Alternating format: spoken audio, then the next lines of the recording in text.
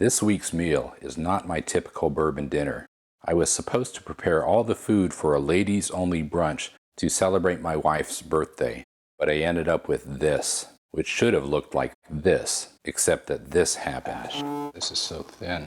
Disaster threatened, especially since 24 ravenous women were expecting me to regale them with an extraordinary birthday cake. Watch on to see how the big brunch turned out.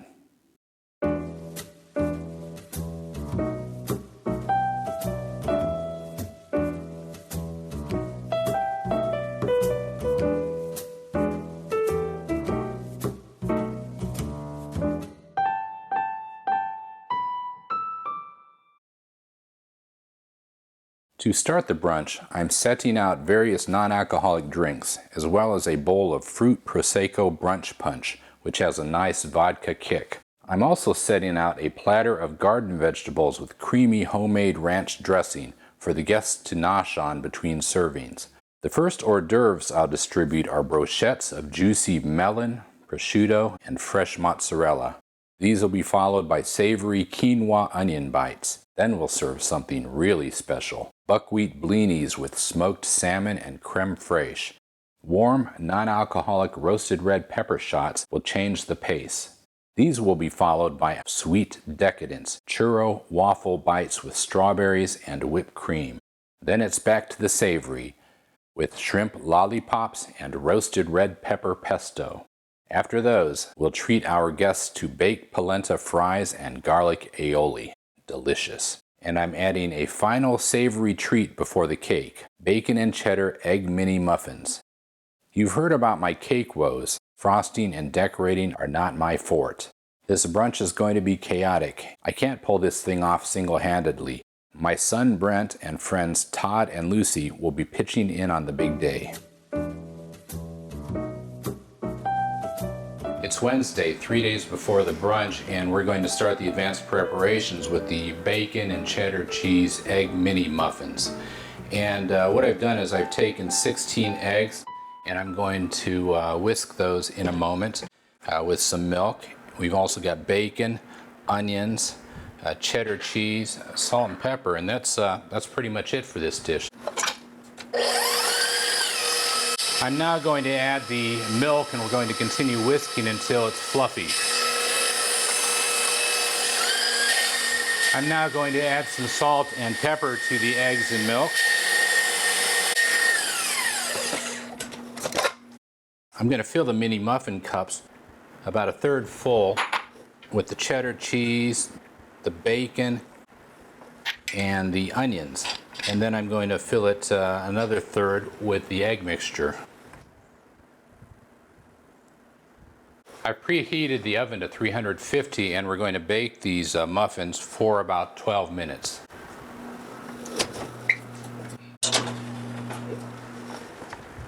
Google, give me a 12-minute timer. Sure, 12 minutes, starting now. And while the egg muffins are baking, we're going to start with the churro waffles. We're going to whisk together 3 tablespoons of softened butter,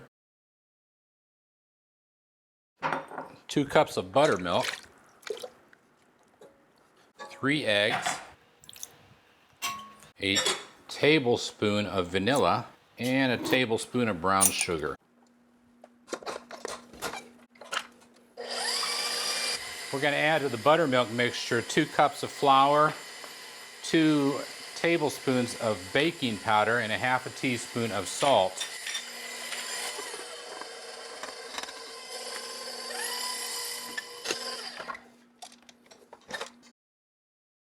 Google, give me a 3-minute timer. Second timer for 3 minutes, and that's starting now. I'm going to mix about 3/4 of a cup of sugar and a tablespoon and a half of cinnamon. I'm melting about 3/4 of a cup of butter. The muffins are ready to come out now.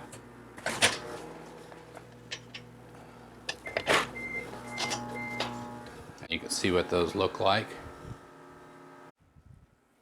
The waffle is done, and I'm going to cut this into 4 pieces.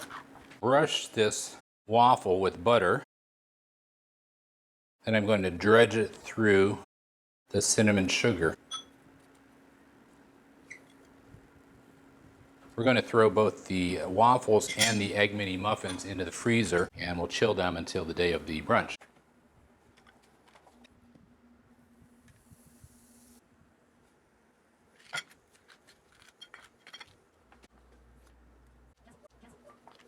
These churro waffles are really excellent. We're going to be serving these with a couple slices of strawberries and a dollop of whipped cream.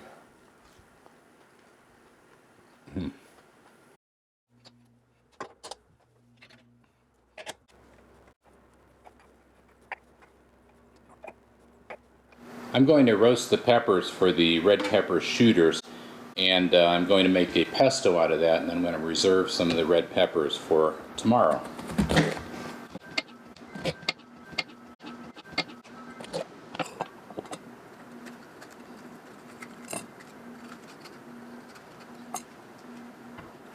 All right, I'll rinse these off. I've got the broiler set on high, and we're going to go about 20 minutes. While the peppers are roasting, I'm going to pan roast 3 tablespoons of pine nuts over medium heat in a dry frying pan. And we're going to go about 3 to 5 minutes on this.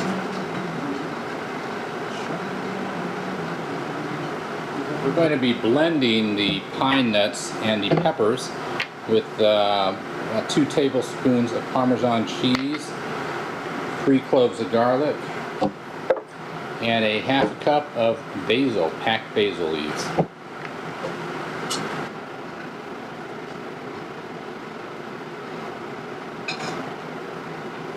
Alright, those are golden brown. That's just exactly how we want them.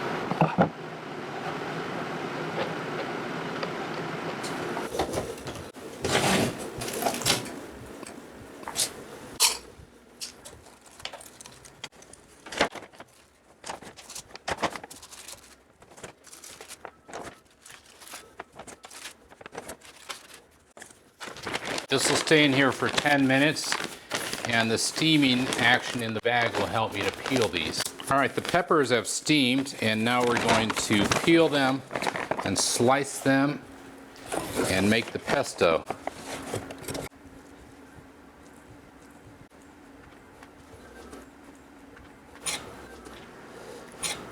And we want 2 cups worth for the pesto.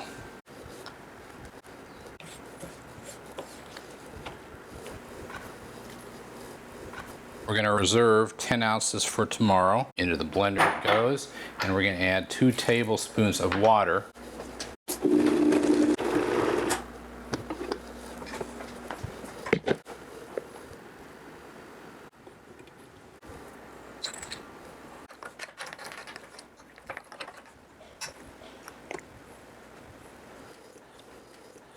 That's delicious. Now I'll let this red pepper pesto cool a bit, and then I'll refrigerate it until tomorrow, and then we'll make the red pepper shooters.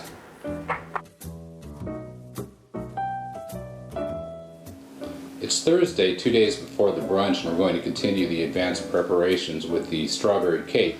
I've sliced a pound of strawberries. Now I'm going to puree those, and then I will slowly reduce them to about 1/2 cup, and we'll put it in the refrigerator until tomorrow.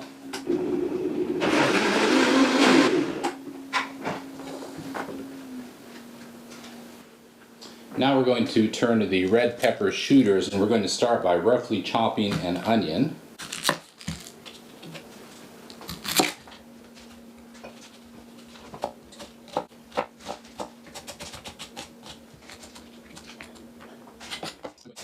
I'm going to heat a tablespoon of olive oil at medium heat. And once that heats up, I'm going to fry the onions for about 8 to 10 minutes. And then I'll be adding some other ingredients, including crushed garlic, 3 cloves, a tablespoon of sugar, 2 tablespoons of the red pepper pesto. I'm going to add the peeled tomatoes, the roasted red peppers, and the vegetable broth, and we're going to let that simmer for about 10 minutes. I'm going to add some seasoning now, some salt and pepper to the red peppers. And now I'm going to use a hand mixer and blend up the red pepper shots.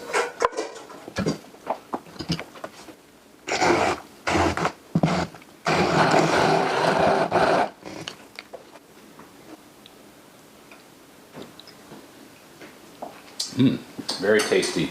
I'm going to transfer this to a smaller bowl, and then I'm going to freeze it until tomorrow, and we'll take it out and put it in the refrigerator. And I think we're about down to half a cup. The puree has actually been going about 45 minutes, far longer than the recipe called for. So we're going to let this cool and then put it in the refrigerator overnight. I'm going to start the ranch dressing now, and we're going to take a cup of mayonnaise, a cup of sour cream, and a cup of buttermilk. We're going to whisk these together until they're smooth. And into this mixture I'm going to add 4 teaspoons of fresh lemon juice.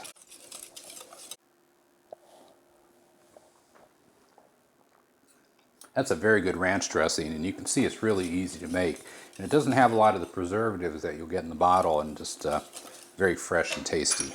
The final item I'll be working on today is the dipping sauce for the quinoa onion bites. I've got a cup of Greek yogurt, a tablespoon and a half of garlic, 4 tablespoons of chives, a teaspoon of sugar, and a half teaspoon of pepper, and mix those together.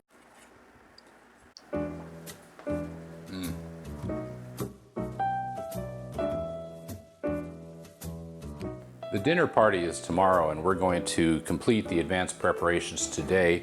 We're going to work with the blinis, and I'm going to add 2 cups of milk and 6 tablespoons of cubed butter. We're going to heat it over low temperature to 110 degrees. And then I'm going to be mixing in the buckwheat flour, regular flour, sugar, yeast, and salt, and we'll let it rise. The butter and milk are now warmed to 110 degrees, and we're going to add to that the buckwheat flour. And if you need the specific measurements, check the website. All-purpose flour, sugar, salt, and yeast.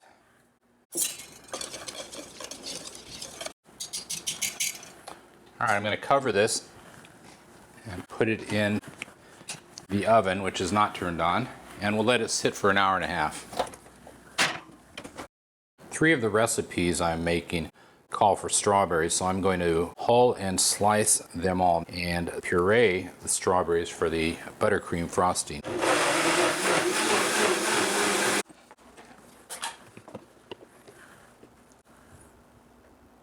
I've taken the batter for the blinis out of the oven where it's just been warming and rising. I'm going to whisk these into the batter. I've melted 2 tablespoons of butter, and what I'm going to do is brush that onto the griddle I have over medium heat, and we're going to go about 1.5 minutes on each side.